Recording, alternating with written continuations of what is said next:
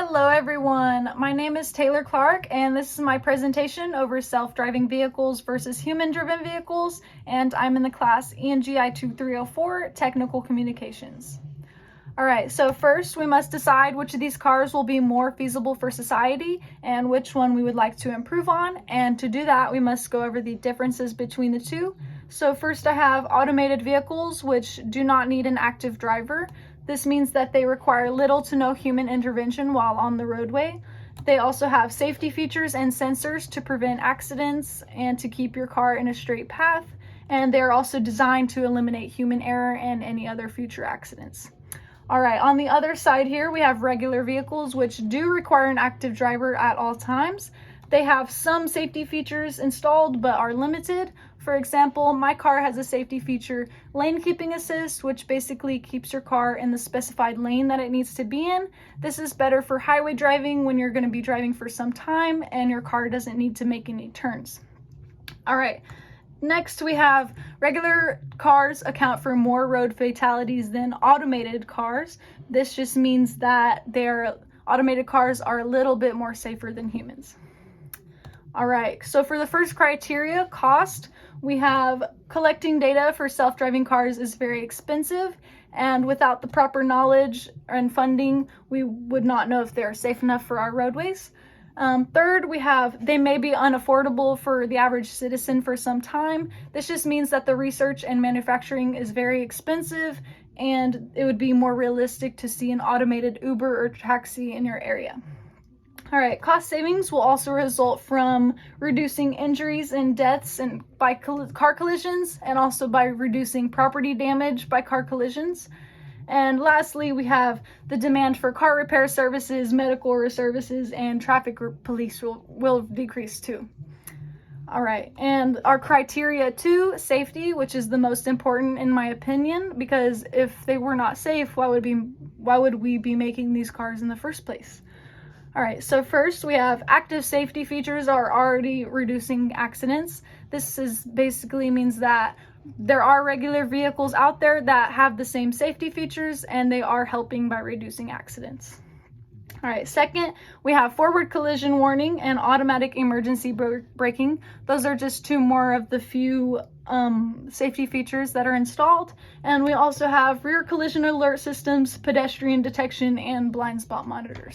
All right, on the other side of safety, the not so good part, we have the first time a self-driving car ran down a pedestrian. That was in 2018. This was when an automated Uber driver car had a safety driver behind the wheel, but they were on their cell phone. And the video showed the automated car was about to hit the pedestrian whom was walking her bicycle across the street, but the car did not show that part of the video.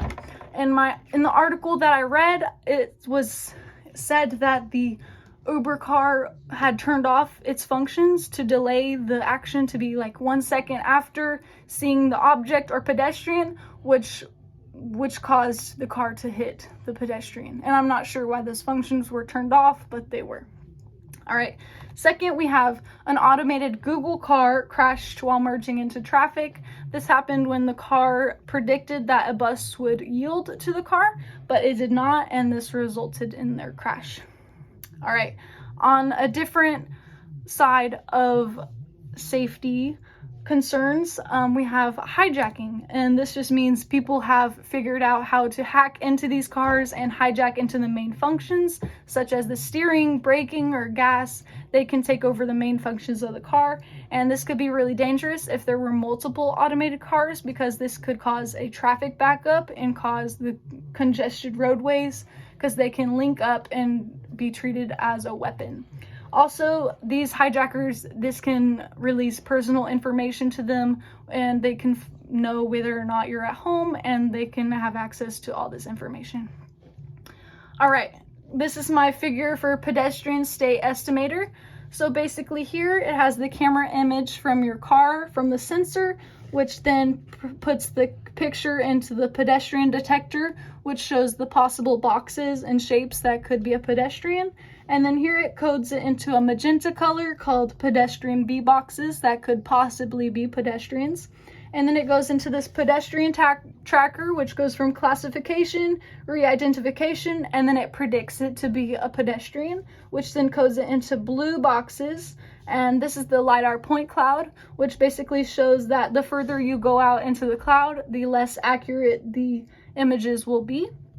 And this is the state estimator for the pedestrians. It basically has the 3D point image, and then it has the pedestrian B boxes, and it also includes their velocity and orientation to see where the pedestrian will be in the future. All right, here it has the pedestrian states with the velocity and orientation to find their exact position at an exact time. Up here it has map with crosswalk annotations. That way your car knows exactly what signs are around you and where the crosswalks are. And over here it has the alternative path generator. This means that if there is a pedestrian that could walk into your path or already in your path, this will determine a new route for your car to take.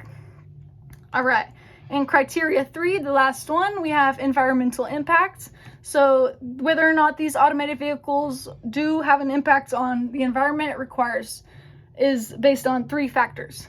So number 1, their effects on total vehicle miles driven in the United States.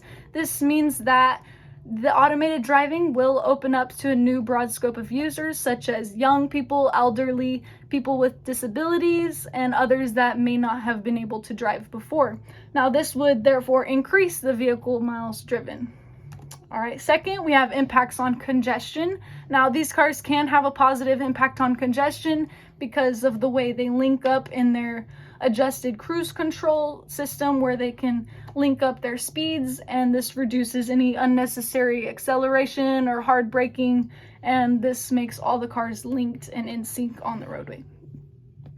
All right, third, we have their total fuel efficiency and fossil fuel consumption. Now, the fuel efficiency is the same thing as if a human were to be braking hard or accelerating a lot, and this just means how much a computer would be more fuel efficient than you. So, and then the fossil fuel consumption, that goes along with the total vehicle miles driven, and then the fuel efficiency. That would give you the total consumption of fuel. All right, in conclusion, we have cost. These cars are very expensive, but they could save us a lot of money in the future. Number 2, safety. They may still be safer than humans, but we still need to work out the bugs to get them perfect. And number 3, the environmental impact. These cars may be a little bit more fuel efficient than humans, but we may not see the benefits for some time. All right, thank you, everybody. That is my presentation on self-driving vehicles. If you have any questions, please drop them down below, and thank you.